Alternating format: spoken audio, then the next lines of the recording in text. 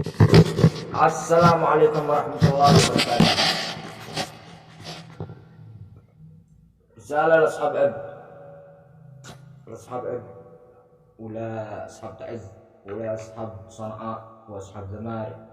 كل رسالة لكل مواطن ساكن عند الروافد على حكم الاستعباد من الحوثي هذا الملعون. اسمعوا هذا المقطع الفيديو ايش اللي يقول. يعني إذا استمحتم اسمعوا الفيديو بعدين. ونحن وبكل وضوح نقول لسنا قوما مدللين، نحن معتادون للصراع، نحن أبناء الصراع، نحن قوم نقاتل ونجاهد ونحارب ومتعودون على مواجهة المشاكل والتحديات مهما كان حجمها. سمعتم الفيديو ايش اللي يقول؟ سارق ومقاتل ونهاب، يعني كله ينبهم، كله ينبه. اعترف من الله، بس الا كلمة سارق هذه مدري كيف، يعني افتهم لكم علم ايش يوضح لكم انه سارق ولا يعني ما يقعش. يعني هذا يدل لك، هذا هدرته كلها انه ما هوش متعبر لاي انسان. دمكم دم هدر، اي براسه يشتي يصلحه بيصلحه.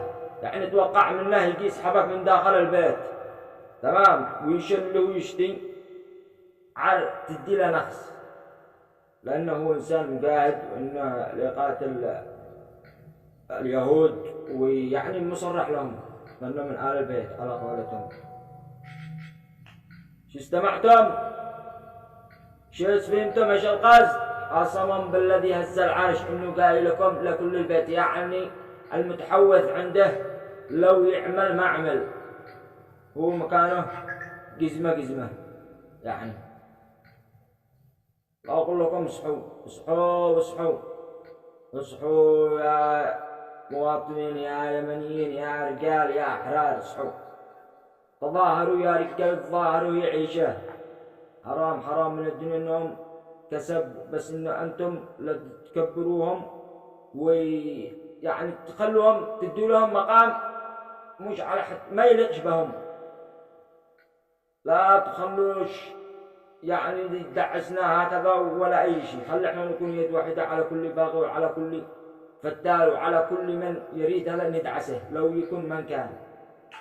فهم لكم كيف؟ ثاني حاجه لا تضيعوش دم حمدي هذا، قسما برب الكون انه بيقدر على كل شيء. يعني هاي حاجه معروفه، قسم اعتموه ايش اللي يقول، يعني ما مش معبركم ولا معبر ابو واحد.